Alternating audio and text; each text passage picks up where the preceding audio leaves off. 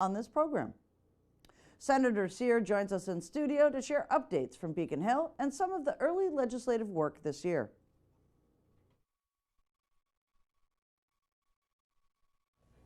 So many things going on at Beacon Hill. Julian Cyr is here with an update.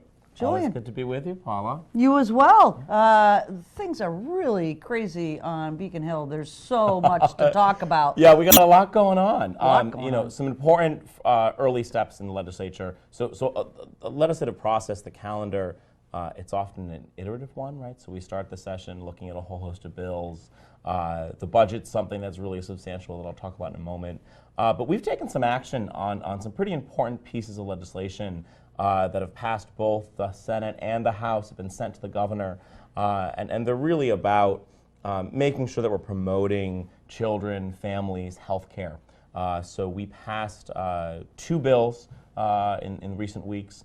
One bans a practice known as conversion therapy, which is a pretty coercive practice that tries to really hurts young people around trying to interfere with their gender identity or sexual orientation. This is something I've really led on, and I'm one of 2 out members in the Senate. There's 7 out members in the legislature.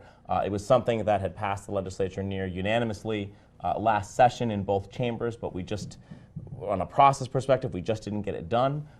So we took that vote. It's been signed into law by the governor. Another thing we've done is what's called lift the cap on kids. So there's a really arcane, really unfair component in law as it relates to supports for families, for really poor families that the state gets. And it essentially penalizes families that have more than one kid. If you have another kid and you're receiving state assistance, really something that has hurt over 8,000 families in the state. The House took this up, passed it unanimously. The Senate took it up. We passed it, I think, there was 1 dissenting vote, so near unanimously. Sent to the governor. The governor's actually vetoed this, which is something we're not happy about, but I expect you're going to see us move in the next few weeks to override that veto. Okay. Democrats and Republicans in the legislature support that. And then we've been working to fill some gaps around funding and support. One area where I've really led on is on heating assistance for families. Right. And so we provided $30 million in additional resources to help people who receive fuel assistance, which is just so essential, especially here on Cape Cod. We got so many people living on fixed incomes.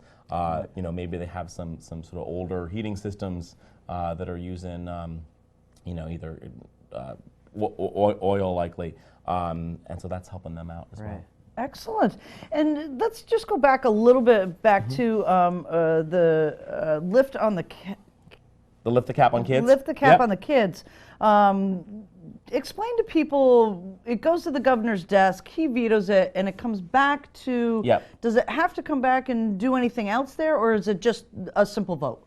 So it requires a 2/3 vote, a 2/3 majority to override the governor's veto. It needs to start in the House, and then it comes to the Senate from a process perspective. This passed, I think in the House there was 8 dissenting votes on lifting the cap on the kids. So the majority of the Republicans, including all the members of the Cape delegation who are Republican, voted in favor of lifting the cap. And in the Senate we had 1 person who didn't vote for it, and the other 39 did. Right. So clearly there's super majorities there. Even if a few people peel off, this will happen. Okay. Yeah. And then you mentioned budget. That's budget. So the biggest thing we do, the House actually last week they released a draft budget.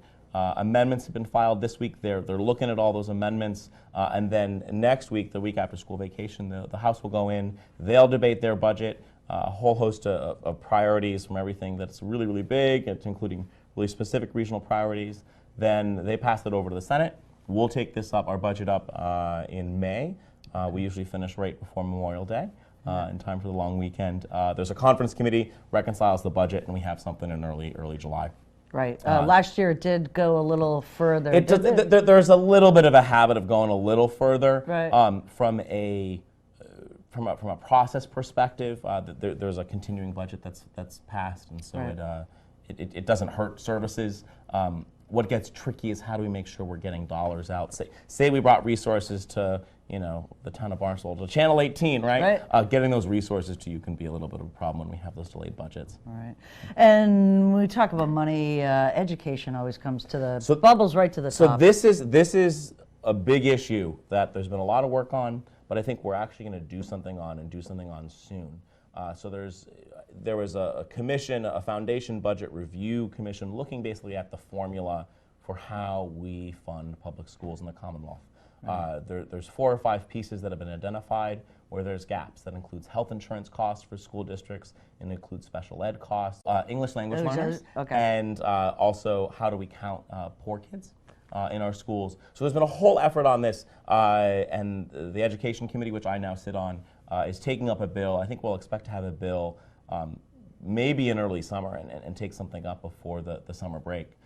This is really important for our schools here. When I talk to our school superintendents, what are some of the big challenges they face? Special ed costs, English language learners, particularly in Barnstable, that we've had a real expansion of that population. 10% increase. Yeah, significant. And the state really hasn't followed up with resources and dollars to support that. Right. And the formula itself, there's always been talk that the CAPE seems to kind of fall by the wayside. There's some mismatched understanding of how we're funded. Yes, and in part because the formula takes into account property values, which for us is very inflated, not based on the people who live here, but because of all the second and third homeowners that we have here. So that's something that we're really sinking our teeth into. The Senate chair of the Education Committee will be coming to the Cape and meeting with the superintendents and teachers and stakeholders and parents.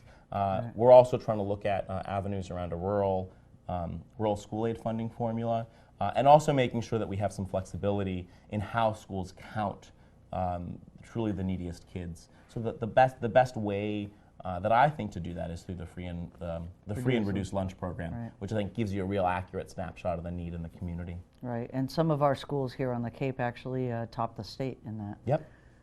DY I think comes to mind right off the bat. Yep, for certainly. That, so. Yeah, particularly some of the schools. Right. Yep.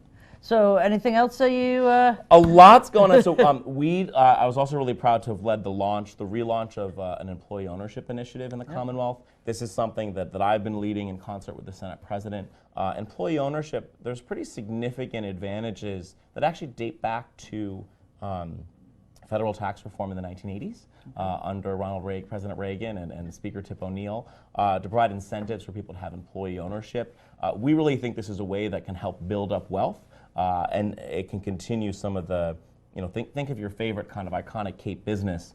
It can really help keep those businesses continuing when someone wants to go sell that business. Selling to their employees is an option. So we secured $250,000 in recent budgets to restart the program, and we had a kickoff just 2 weeks ago at the State House, and it'll mean hopefully it means some good things. It will. Succession has always been an issue with family businesses here on the Cape. And I know this personally, right?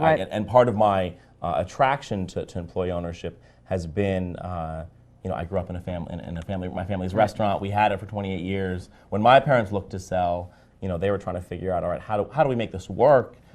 They did look to sell to their employees. They couldn't figure it out, and so they went another avenue. But I think that. I think there's some real value in that, and I'm really encouraged that the state is going to be making an investment in this. We give, if you look at the broader state budget, and if you look at the tax credits that we have, large corporations really benefit from the system. We don't do a lot for small businesses, and so this is something I really hope we can, is doing something, especially for the small and medium-sized businesses, which here on Cape Cod, this is the bread and butter of our economy. Right, the backbone. Excellent. Great. Thanks, Paula. Thank you, Julian.